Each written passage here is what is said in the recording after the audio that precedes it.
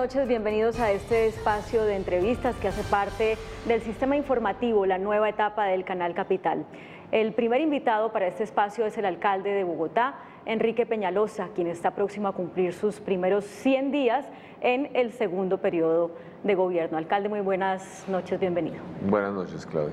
Alcalde, sé que está preparando ya su reporte de los 100 días que lo va a entregar al público en unos días, pero quisiera que me anticipara qué porcentaje de las metas que se trazó para estos 100 días va a alcanzar a cumplir.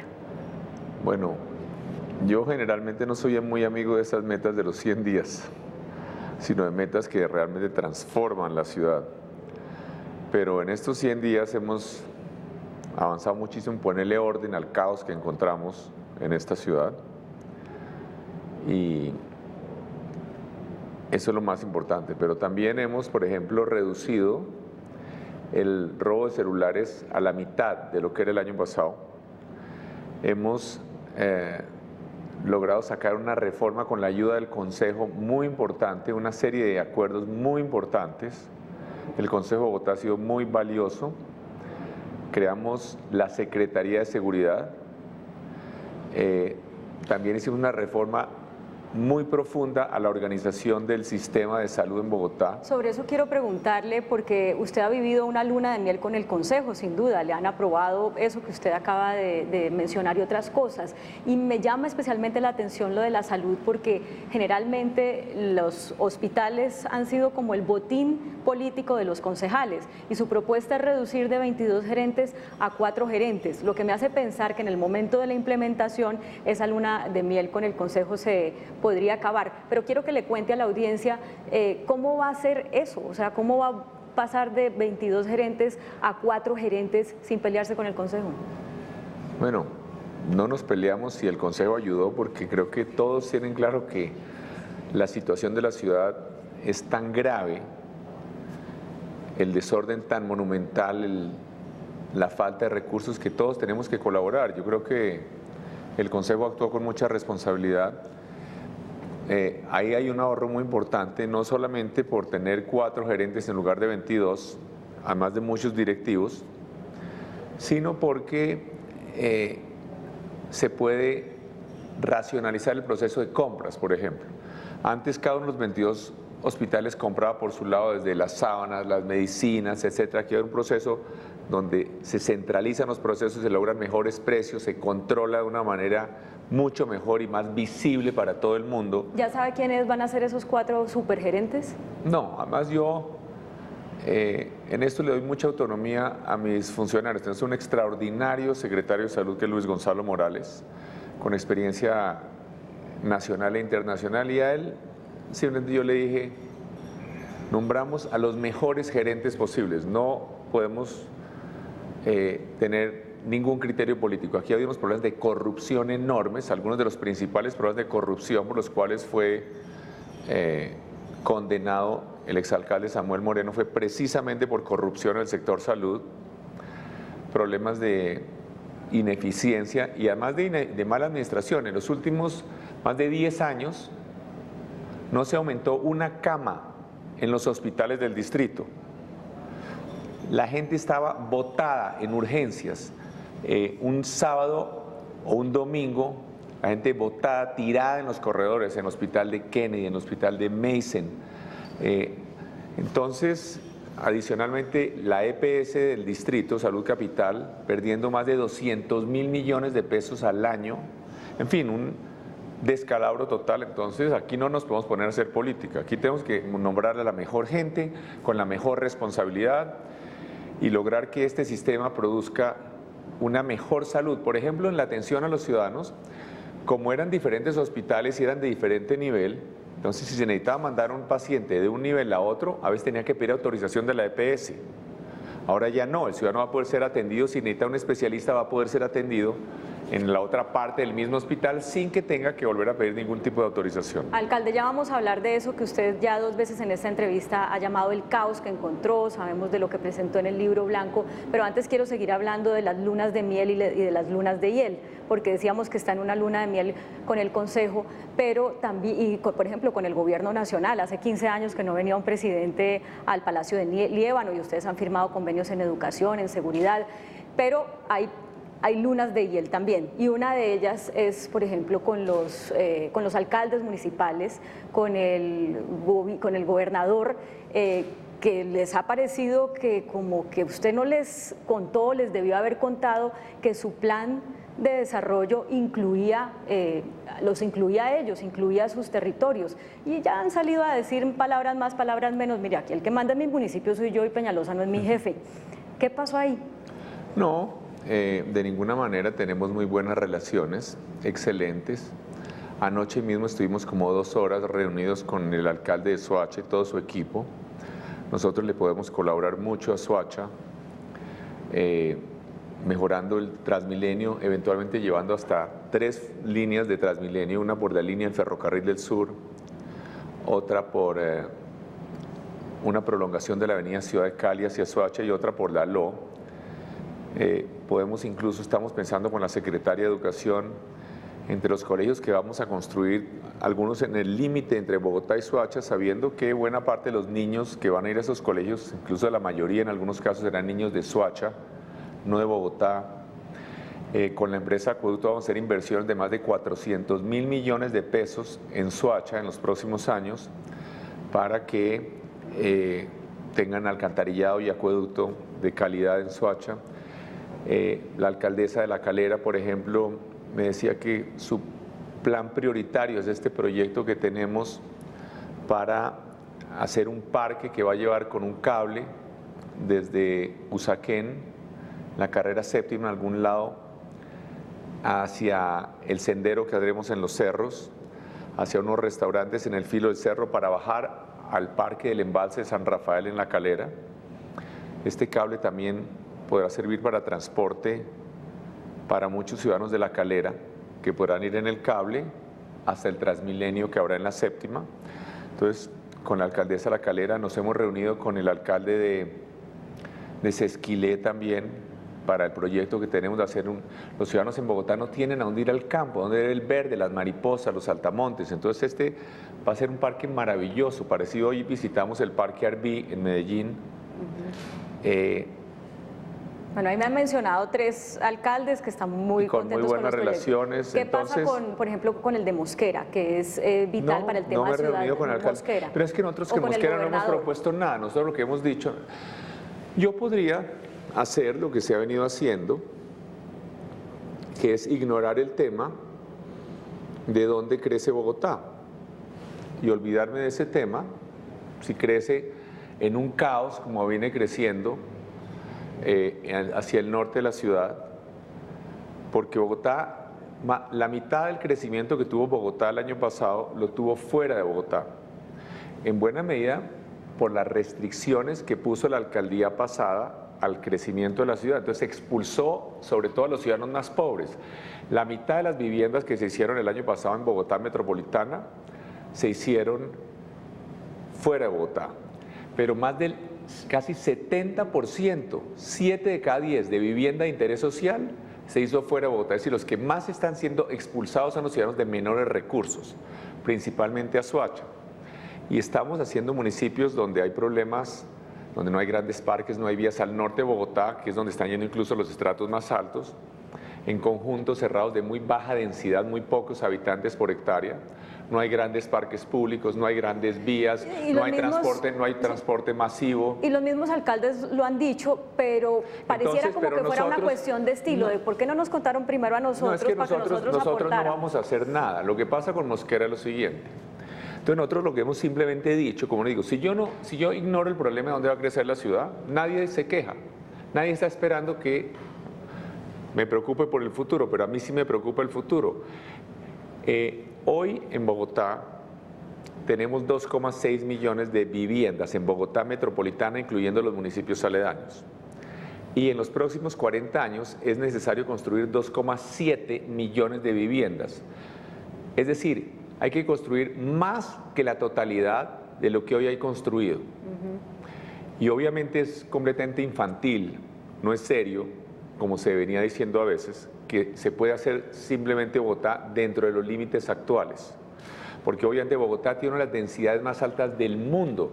Bogotá, hay unos estudios de la Universidad de Nueva York que han hecho con satélite y demás, la ciudad que más ha aumentado su densidad en el mundo en los últimos 20 años es Bogotá.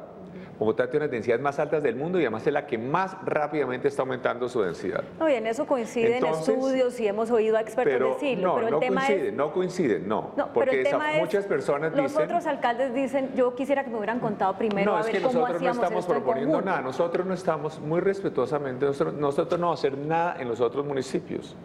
Nosotros solamente respetuosamente le decimos, por ejemplo, al alcalde de Mosquera, el mejor sitio para que Bogotá crezca es Mosquera.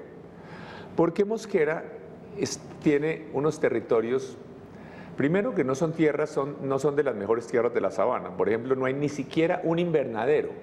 No hay invernadero, mientras que Bogotá es el principal exportador de flores del mundo. En Mosquera, que está a 15 minutos en bicicleta del aeropuerto, no hay invernaderos. No hay carreteras pavimentadas, no hay nada. Y está más cerca del centro de Bogotá que Usaquén, que Suba, que Usme. Entonces lo que nosotros hemos dicho a Mosquera y al gobernador simplemente es lo siguiente: nos parece que se podría hacer un desarrollo maravilloso. ¿Por qué? Porque nosotros podríamos llevar primero el agua, podríamos facilitarles el agua, tenemos el metro de Bogotá comienza en el límite con Mosquera, entonces solamente prolongando 3 kilómetros el metro podría quedar en el centro de esta nueva ciudad. Algo distinto de lo que se ha hecho en Bogotá, en los municipios, una ciudad como nunca se ha hecho, porque lo estamos proponiendo es que la ciudad crezca de una manera distinta, con decenas de kilómetros de parques lineales, con transporte masivo. A Mosquera además se podrían prolongar vías como la Avenida Las Américas, la Avenida Primero de Mayo, la Avenida Villavicencio. Entonces le decimos a los señores de Mosquera, les interesa a ustedes hacer una ciudad porque nosotros podríamos llevar esto. Pero nosotros pues nos interesa saber porque para eso toca planear. ¿Qué le han respondido? No, pues no hemos logrado tener, el gobernador ha dicho que no tiene interés, que por X o Y razón no lo quiere hacer. Pero no, ahí vuelvo a mi pregunta, ¿no será una cuestión de estilo? Porque oyéndolo, quien pero dice, es que bueno, si ellos no lo quieren hacer, pues eso? Entonces el problema, ¿quién es el que se ve afectado si Bogotá no crece ordenadamente? Esto no es algo que me afecte a mí políticamente, menos como ser humano, porque voy a estar muy muerto cuando esto se haga o se deje de hacer. Cuando los ciudadanos de Bogotá, los niños de hoy, vivan a 40 kilómetros de aquí, en sitios sin transporte masivo y tengan que pasar 2 o 3 horas en cada dirección en un trancón, cada día, ¿quién es el que se va a ver afectado? Entonces, a mí eso me parece grave. Nosotros podemos hacer lo que podemos en el norte de Bogotá, que estaba completamente bloqueado. Y en el norte de Bogotá, nosotros podemos ubicar aproximadamente unas 550.000 viviendas con grandes parques, algo excepcional, que es donde ha habido la discusión de la Reserva Van der Hamen. Que a propósito de eso yo le tengo una pregunta, alcalde, porque claro, cuando uno ve los proyectos, que yo he visto las presentaciones, uno dice, si esto queda así, esto va a quedar muy bonito. Pero depende en ese caso de que la CAR y de que el Ministerio de Ambiente digan, sí, claro, listo, se pueden cambiar los límites de la reserva, como depende buena parte de su plan, que el alcalde de Mosquera lo quiera, que el gobernador lo quiera. Entonces uno se queda como preguntando, bueno, ¿y si el Ministerio dice que no? ¿Y si la CAR dice que no? ¿Y si el alcalde de Mosquera dice que no? ¿Y si el gobernador dice que no? ¿Qué va a entregar el alcalde Peñalosa en materia de vivienda al final de su mandato? No, nosotros ya, lo que nosotros tenemos destrabado hoy, lo que hemos trabajado con el ministro de Vivienda, con el vicepresidente de la República, nosotros con el gobierno nacional, con el presidente Santos, nosotros en solamente el próximo año vamos a hacer más vivienda popular que en los últimos 4 años sumados. Claro, pero eso son como 80.000 viviendas y necesitan. No, pero eso es muchísimo, solamente, no importa, pero es que tú me acabas de preguntar qué es lo que va a hacer. Entonces lo que vamos a hacer es ya, como nunca. Eso va a generar decenas de miles de empleos. En el norte vamos a destrabar todo el plan zonal del norte. En el plan zonal del norte, donde también vamos a tener 40% de vivienda de interés social, vamos a tener unas 110.000 viviendas, además de las 80.000 viviendas de ahora. Entonces, esto depende de nosotros, esto no depende de nadie más. O sea, si los que le pueden decir que no le dicen que no, usted entrega claro, su alcaldía con 200.000 viviendas más, por supuesto, y con todo, es que todo el desarrollo del norte depende de Bogotá, y además con la CAR tenemos las mejores relaciones, con la CAR lo que nosotros estamos proponiendo es algo que creemos que es bueno para todo el mundo, pero también dentro de Bogotá tenemos lo que llamamos no solo el plan del norte. ¿Qué pasa? Más vale la pena, quiero hablar de la famosa discusión de la reserva Van der Hamen, porque aquí no se ha entendido qué es lo que estamos proponiendo. Lo que hoy llaman reserva forestal Van der Hamen no tiene árboles, tiene solo, de las 1.800 hectáreas, tiene 10 hectáreas con árboles.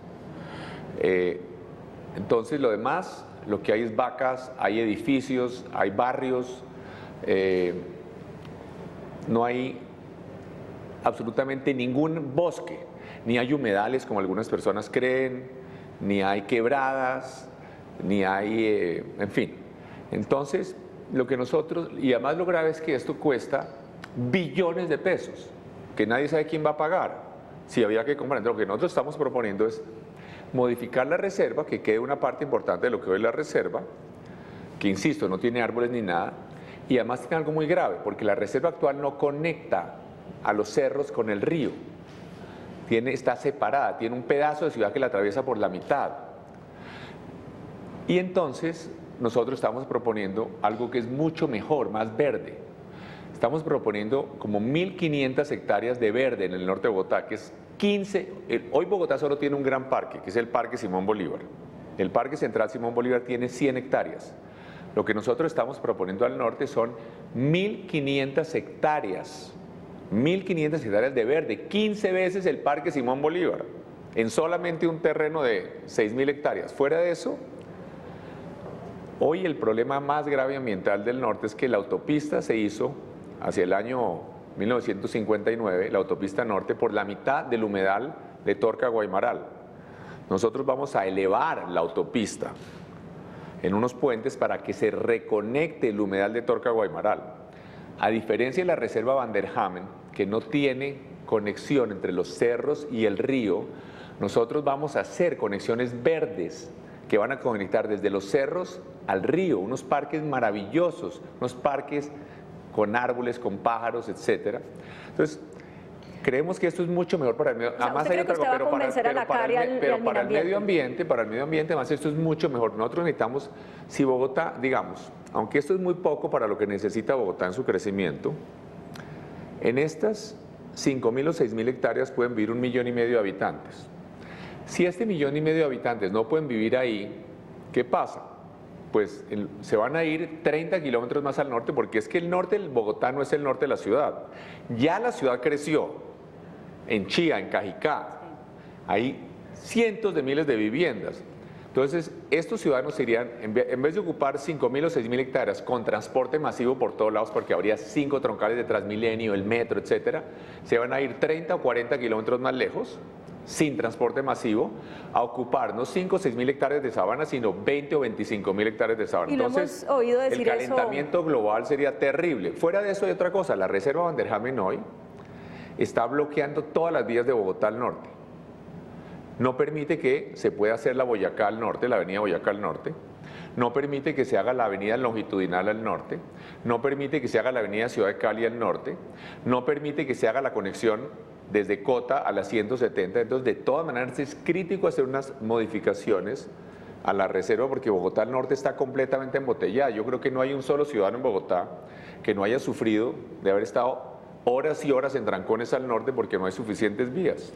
Y lo hemos oído explicar esto que acaba de decir así, con mucha atención. Pero no han oído muchas personas. Yo creo que muchas personas creen que la reserva forestal Van der Hamen, me encanta que tú lo hayas oído, pero muchas personas piensan que la reserva forestal Van der Hamen de verdad es forestal. No, hicimos una y que es una selva, y que es una selva llena de micos y de loros. No, ahí no hay árboles, hay potreros, universidades. Pero mire, yo lo veo muy convencido de que usted va a poder esta vez, sí va a poder convencer a la CAR y al Minambiente. No, pero déjeme hacerle la pregunta. ¿Por qué no le han presentado la propuesta? Porque todavía no tenemos exactamente, es que eso tiene que presentarse cuando presentemos el POT.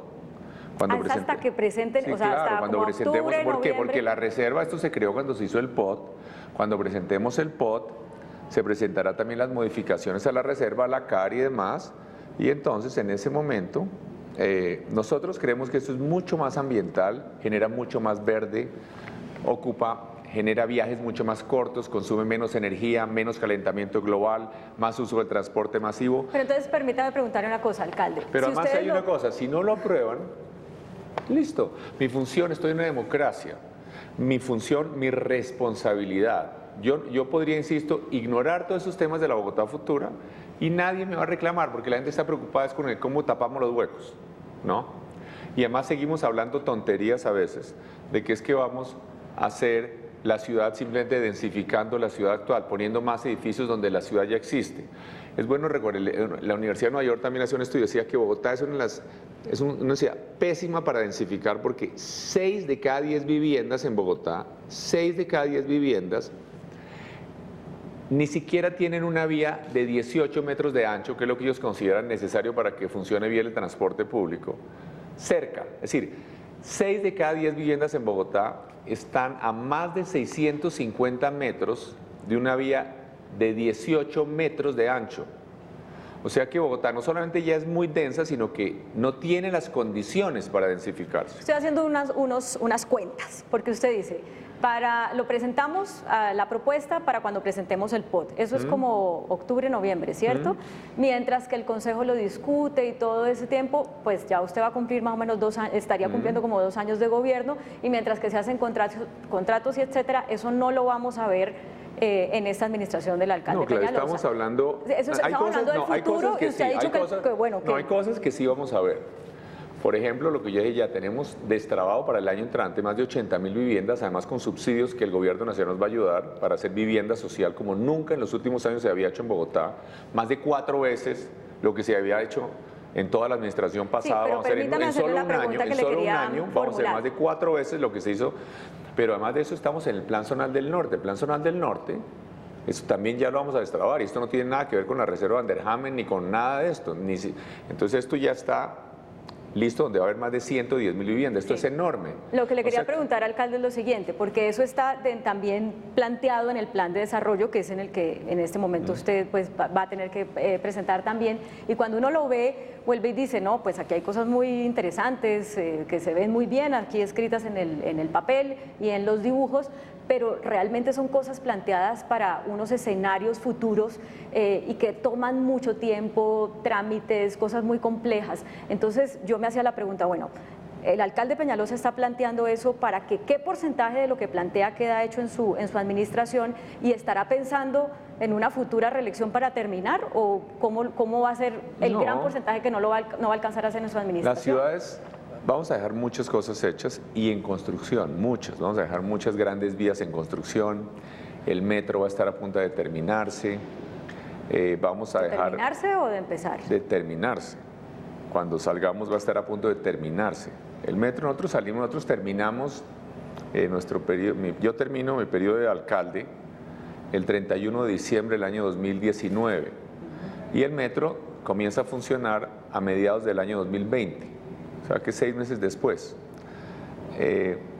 Adicionalmente vamos a dejar una gran cantidad de vías muy importantes para desembotellar a la ciudad de Bogotá, ampliación de la autopista norte, ampliación de la carrera séptima al norte, avenida Ciudad de Cali con Transmilenio, Caracas con Transmilenio hasta Usme, carrera séptima con Transmilenio, de pronto, en fin, una gran cantidad. Estamos trabajando a marchas forzadas, vamos a dejar por lo menos 30 colegios nuevos y posiblemente unos 50 colegios nuevos, unos grandes proyectos conjuntos con el SENA, unas grandes para ampliar la capacidad de la educación superior técnica en Bogotá, vamos a dejar decenas y decenas de grandes parques, en fin, vamos a tener, y ya estamos dejando cosas, incluso en esos primeros 3 meses ya hay mejoras concretas, ya comenzamos, por ejemplo, a inaugurar las primeras 2 canchas de fútbol de pasto sintético.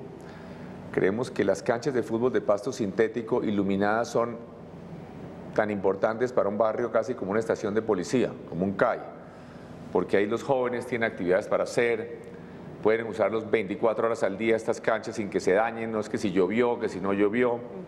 Entonces hay muchas cosas que vamos a hacer. Permítame, alcalde, hacer una breve pausa porque quiero hacerle unas preguntas sobre el metro y otras más y ya regresamos.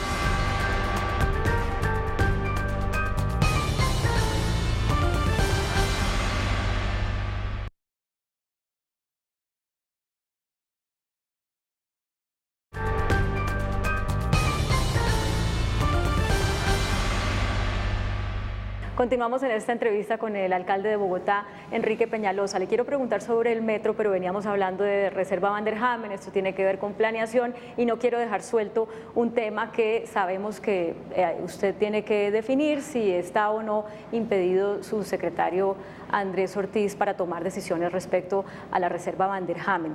¿Ya sabe si está impedido o no, legal y jurídicamente?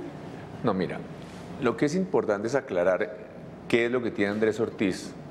Primero, tiene una casa, ¿no? Porque hablan siempre de un predio, entonces, una casa en un barrio. Lo que además es una ilustración de por qué la Reserva Van der Hamen no es un bosque, porque ahí hay barrios. Y uno de muchos barrios que hay ahí es este, donde el secretario de Planeación tiene una casa. Realmente cualquier gobierno municipal, una alcaldía, toma decisiones todos los días que le aumentan el valor a diferentes sectores de la ciudad, cambian valores, porque si tapamos los huecos de un sector, seguramente me imagino que el director de la unidad de mantenimiento vial, sus vecinos le dicen que tape los huecos, porque son los que se encuentran en el parque, ¿no es cierto?, todos los días. Y entonces está actuando inmoralmente si tapa los huecos porque sus vecinos todos los días le están diciendo que tape los huecos en la cual. Claro, entonces, sin duda, si la alcaldía, no es momento, es que yo quiero explicar el tema más ampliamente. Si hacemos una vía, se valorizan muchos predios. Si hacemos la línea del metro, se valorizan muchos predios. Si se hace una troncal de Transmilenio, si se hace un colegio, se valoriza todo alrededor. Si se hace una biblioteca, si se hace un parque. Por ejemplo, en la pasada administración, la alcaldía expidió un decreto que era el famoso 562, que en más de 9.000 hectáreas permitía hacer torres de altísimas en las casas, tumbar casas, hacer torres de 20 pisos y más. Eso pues obviamente le genera un gran valor adicional a estas edificaciones. Estoy seguro que muchísimos de los funcionarios y posiblemente los que tomaron decisiones, o ellos o sus familias, pues tenían casas en estas 9.000 hectáreas porque era media ciudad prácticamente, que se beneficiaban con este decreto. Entonces, uno tendría que tener que los funcionarios de la alcaldía tendrían que vivir en Chía, en otro municipio, y no tener nada en Bogotá, porque todo lo que se hace genera cambios en valor. Con una diferencia, las decisiones que se toman en planeación ni siquiera las puede tomar, a diferencia del decreto 562 que se tomó con las alturas en la administración pasada, que no fue aprobado por nadie. Esto tiene que ir a la CAR, tiene que ir al Consejo de Bogotá. Son decisiones colectivas, de equipo. Esto es lo que yo diría con relación a este tema. Bueno, entonces oyéndole su pregunta, pues ya no le planteo la otra, que es independientemente de que haya o no un impedimento que se tenga que plantear, pues mucha gente plantea, bueno, de pronto hay un tema ético ahí, pero por lo que usted me está diciendo, pues usted ni siquiera está pensando. Todos los funcionarios tendrían que impedirse de todo, porque si tiene una casa, un edificio, o la mamá vive en algún sitio y si hizo una nueva vía, una troncal de Transmilenio, una biblioteca, un parque, entonces se aumentó el valor, entonces no podrían hacer nada, es lo que pasa con la administración municipal. Sí, lo que le iba a preguntar es si tiene por ahí de pronto entre el tintero un nombre de reemplazo para Andrés Ortiz, pero me queda clarísimo que Andrés Ortiz, quiero aclarar, por ejemplo, Andrés Ortiz, además me parece muy interesante un ejemplo del tipo de personas que tenemos en la alcaldía. Bueno, Andrés Ortiz es un arquitecto que era socio de la firma más importante de arquitectos en Colombia, con la mayor cantidad de arquitectos, que además es una persona exitosa como profesional en el sector privado, que está haciendo un servicio público, ayudándole a la ciudad. Para él lo más cómodo sería quedarse en sus actividades profesionales y no estar sometido a este tipo de sugerencias calumniosas, por ejemplo, que se han oído últimamente. Pero casi que mi principal preocupación con toda esta discusión, mi principal preocupación era que Andrés Ortiz no se aburriera y dijera, yo me imagino la señora Andrés Ortiz, él tiene 5 niños, una niña pequeña, más de la señora diciendo, mire ya, suficiente con esos cuentos, ¿no? Entonces tenemos que traer simplemente que tiene ninguna experiencia, ¿no? Alguien como estaba en planeación la vez pasada, alguien que simplemente ha estado en la universidad dando clases, que no tiene ninguna experiencia práctica en cómo lograr que realmente se haga la ciudad que se necesita, ¿no? Que se hagan los edificios. muy valiosa la actividad académica, pero a veces es importante la experiencia práctica. ¿Cuáles son los incentivos de verdad que se necesitan para que la gente construya? Para que construya como uno quiere que se haga la ciudad, con las aceras grandes, etcétera, como lo que vamos a hacer en el Plan Zonal del Norte. Esto me da pie para preguntarle ahorita sobre el metro, porque usted recientemente ha firmado con el Metro de Medellín asesorías para la construcción del metro acá en Bogotá. Firmó también hace unos días un contrato para asesorías en movilidad con una firma internacional y me quedo pensando si es que no hay gente en la Secretaría de Movilidad que esté capacitada y tenga la experticia para poder sacar adelante esos proyectos y es necesario hacer estos contratos y pagar por fuera. Bueno, nosotros tenemos un equipo de movilidad que podría ser el equipo de movilidad de cualquier ciudad del mundo. Yo he trabajado en muchos de estos temas. A nivel internacional tenemos el secretario de Movilidad, profesor de la Universidad de los Andes con un doctorado, ha sido asesor en muchos sitios internacionales, un asesor de tiempo completo como Oscar Díaz también, que ha sido asesor en muchos países del mundo. Yo personalmente he trabajado en muchos sitios del mundo, pero de todas maneras hay trabajos especializados. Aquí, por ejemplo, hicimos un convenio con una organización, una ONG internacional, que es un convenio más de ayuda gratuita, que nos van a dar ayuda. Lo mismo el convenio con Medellín, es una ayuda que nos la dan gratuita. Y también obviamente hay los estudios y los diseños más especializados, de gente especializada ya en el diseño propiamente dicho, que por supuesto se necesita contratar. No se puede hacer todo. A propósito de los estudios, sé que ya decidieron cuál es la firma que los va a hacer, ¿me puede dar el nombre? Bueno, estos estudios del metro. Sí. Estos estudios son una Sistra, que es Metro de París. ¿Por qué eligen a Sistra? Yo no sé, yo no tuve nada que ver con la selección de Sistra, no sé cómo lo escogieron, eso es un proceso de selección conjuntamente con una entidad del gobierno nacional, que es la Financiera de Desarrollo Nacional, y entonces el secretario de Movilidad y demás, a mí solamente me cuentan que los escogieron, yo no tengo ni idea, pues supongo que los escogieron porque tienen la mejor propuesta. Pero como usted sabe tanto de movilidad, me imagino que sabe de Sistra. No, es una de las mejores firmas del mundo, una de las firmas importantes del mundo en estos temas, y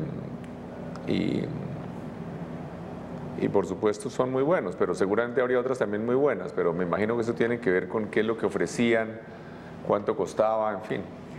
Alcalde, mencionó varias veces al principio la palabra caos y lo que encontramos, y hemos hablado del libro blanco y estas contrataciones de último minuto y cosas que no se hicieron, y antes de preguntarle en detalle, por eso quiero preguntarle en detalle por la manera como la gente lo calificó cuando salieron las primeras encuestas hace unas semanas de los alcaldes nuevos, y resulta que a usted le fue como al contrario de todos los demás. Lo normal es que cuando llevan poquito tiempo la gente los califique muy bien, esté optimista, y usted estaba por allá por el 34, 35, 36%. ¿Por qué cree que lo están calificando así? Bueno, la vez pasada que yo fui alcalde, llegué a tener la imagen positiva más baja de cualquier alcalde en Colombia.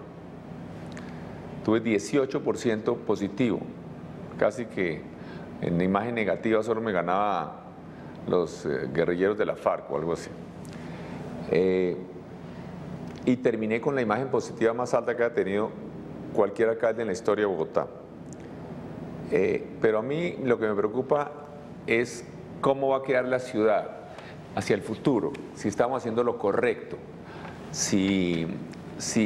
Yo creo que hay unos problemas de comunicación, por ejemplo el tema de la banderjame, la gente no entiende el tema, en la discusión la gente no entiende, porque la gente cree que vamos a dañar una reserva de bosques, cuando al revés lo que vamos a hacer es más verde. No le importa porque entonces, usted sabe que la gente no entiende. Al final la gente va a quedar contenta. A mí, yo lo que estoy convencido es que aquí estamos haciendo un trabajo profesional, técnico. Yo no tengo ningún interés político en nada más de hacer una excelente gestión. Toda mi vida la he dedicado a estudiar el tema urbano, a estudiar a Bogotá, quiero a Bogotá. Y yo tengo la tranquilidad de que tenemos un extraordinario equipo, que estamos haciendo cosas extraordinarias en lo social. Acabamos de lanzar hace un par de días la ruta para atender a la primera infancia. ¿Cómo es que vamos a atender vamos a invertir casi 3 billones de pesos, no más, 3,5 billones de pesos, 3,5 billones en los niños menores de 5 años, en un trabajo en equipo, además con el gobierno nacional. Aquí era una alcaldía que se la pasaba peleando con todo el mundo, peleando con la policía, peleando con la empresa privada, peleando con el gobierno nacional. Nosotros estamos haciendo equipo con el gobierno nacional, por ejemplo, con bienestar familiar para atender a la primera infancia, equipo con el Ministerio de Vivienda para conseguir subsidios para hacer vivienda social en Bogotá, para que no tengamos que expulsar a los ciudadanos de menores recursos a Soacha. Yo veo, alcalde, por sus respuestas que usted tiene como muchas ganas de destacar que esa gran diferencia que hay entre esta administración y lo que había antes, porque lo que había antes le parece caótico, le parece que funcionaba todo mal. Y por eso pues han hecho este libro blanco. De todas esas cosas que encontraron y que nos han contado en el libro blanco, ¿qué es lo que más le impide la realización de sus planes o más le preocupa o lo que le parece más grave de todo lo que encontró? Hay muchas cosas muy graves. En esta pasada alcaldía, yo no quiero gastar tiempo en esto, pero en la pasada alcaldía se aumentaron los ingresos de Bogotá en 50% y el gasto se duplicó, el gasto en Bogotá. Y yo le pregunto a los ciudadanos, ¿han visto alguna obra? ¿Dónde están las obras? Con el doble del gasto. Entonces lo que hubo fue un incremento enorme en contratistas, miles y miles de contratistas, de subsidios muy cuestionables, muy mal controlados en muchas ocasiones. Por ejemplo, un problema concreto que recibimos de las pasadas dos administraciones, lo que llaman el SIP, este sistema mal planeado, mal implementado, que está perdiendo más de 2.000 millones de pesos al día. Le quitaron el transporte tradicional a los barrios y no llegan los buses del SIP. Un sistema donde está quebrado, de que a la alcaldía le toca poner como 800.000 millones de subsidios al año, además para arreglarlo, los operadores están quebrados. Va a ver que eso va a costar billones arreglar este problema. Ese es uno de los casos concretos para unir en Transmilenio con todas las estaciones dañadas, las puertas dañadas, cientos de miles de personas colándose, en fin, eso para hablar sobre el tema de transporte. A propósito del otro tema que usted mencionaba de la contratación, eran, como usted dijo, me entregaron con 50.490 contratistas, Petro empezó con 41% menos que eso tenemos que reducirlo en 20% porque nos está costando 80.000 millones de pesos por mes, ya lleva 3 meses. ¿En qué va ese plan de reducción de contratistas? No se ha reducido mucho, reducido en donde sobran o donde no eran totalmente calificados. Por ejemplo, había en el tema de territorios saludables, había cientos de contratistas, miles que no tenían ninguna capacitación en el tema de la salud, cero.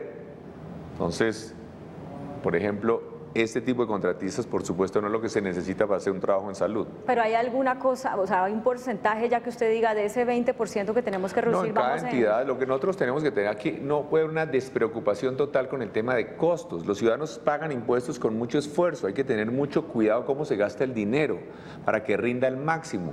Aquí se gastaba y ¿dónde están las obras? Los ciudadanos han visto ahora, yo le pregunto a los ciudadanos que nos están viendo, si conocen alguna obra, no sé, ni siquiera un colegio que se ha comenzado y terminado, como digo, 10 años en que no se hizo una sola cama de hospital nueva, una ampliación de un hospital, alguna vía nueva importante, algo. Entonces, lo que nosotros tenemos que tener orden, ser muy cuidadosos con los costos, ponerle orden a la ciudad, una ciudad limpia, que no sea llena de graffiti por todos lados, con afiches en todos los postes, cosas que la gente no se da cuenta, pero ha comenzado a cambiar. Recibimos una ciudad llena de pasacalles en todas partes, pasacalles ya reduciendo los pasacalles, multando las empresas que ponen pasacalles, arreglando el espacio público, limpiando grafitis, quitando afiches de los postes, pequeñas cosas que la gente ni siquiera se comienza a dar cuenta, pero poco a poco este tema del orden también incide sobre la seguridad. Todos los indicadores de seguridad vienen mejorando, exceptuando solamente uno que va aumentando muy poco, que es el robo de carros, pero el resto todo, los hurtos cayendo dramáticamente, el robo de celulares a la mitad. Sí. Todo eso tiene que ver con una ciudad con un trabajo muy serio y muy profesional. Bogotá recibimos una ciudad, mientras que ciudades como Cali, Medellín, Villavicencio, tienen unos centros de comando y control para todo el tema de policía modernos. Bogotá, cero.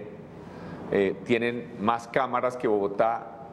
Todas estas ciudades, Bogotá casi solo con 400 cámaras que medio funcionan, cuando otras ciudades tienen miles de cámaras aquí en Colombia.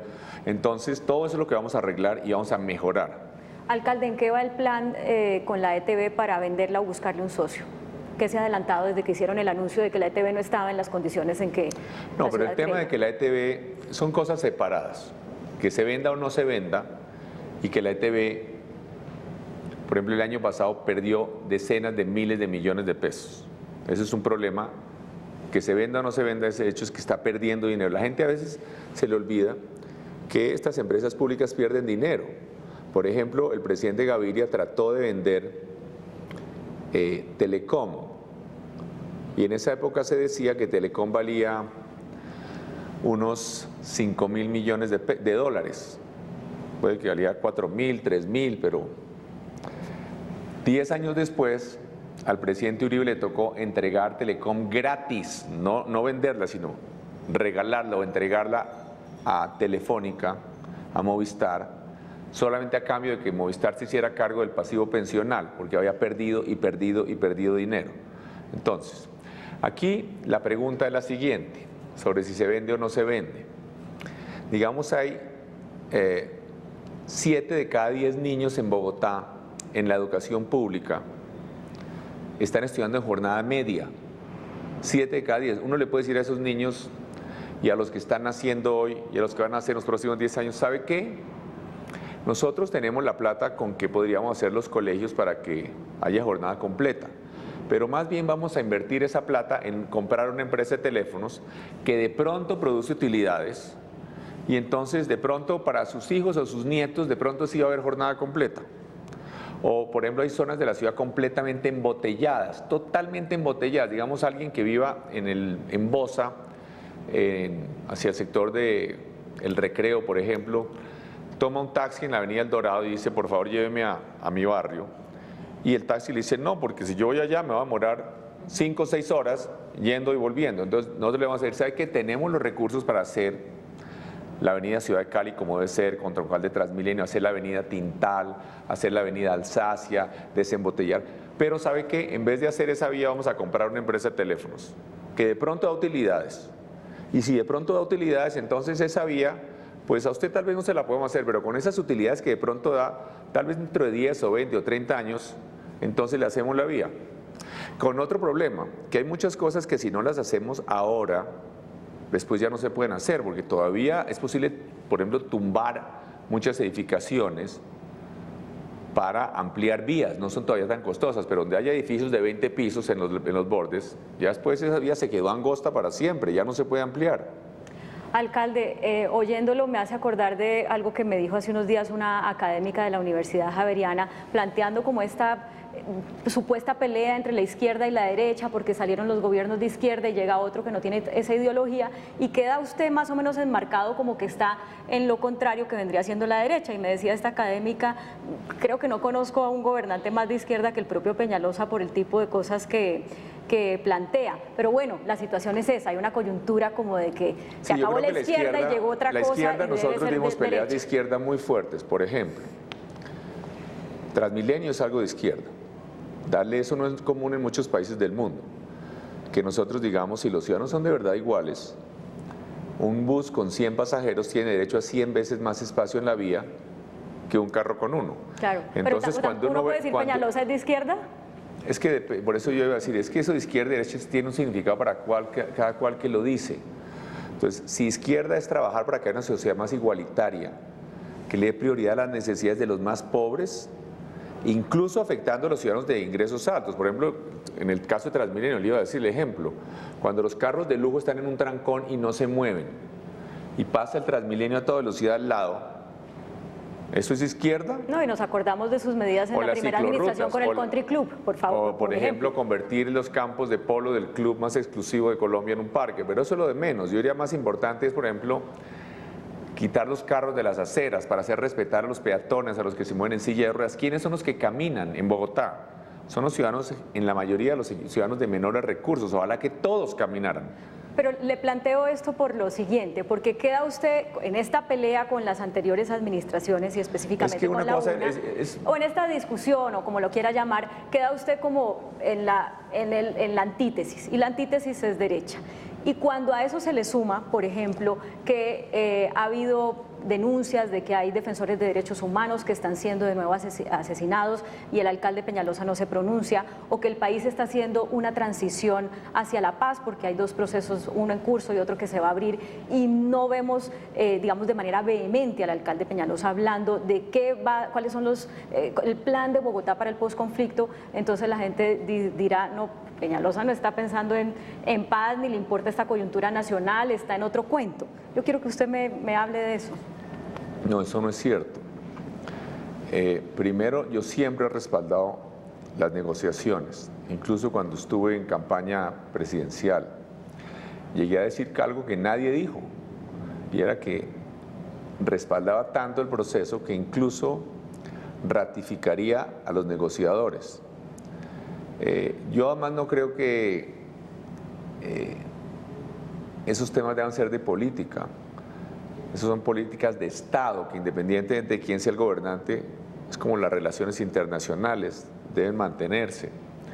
Nosotros tenemos una alta consejería para las víctimas, con un presupuesto muy importante. Tenemos una extraordinaria alta consejera para las víctimas, que es Ángela Anzola, que llegó precisamente a especializarse en Gran Bretaña exactamente en eso. Y nosotros, por el contrario, respaldamos los procesos de negociación y haremos todo lo que esté hasta nuestro alcance para que la paz sea exitosa.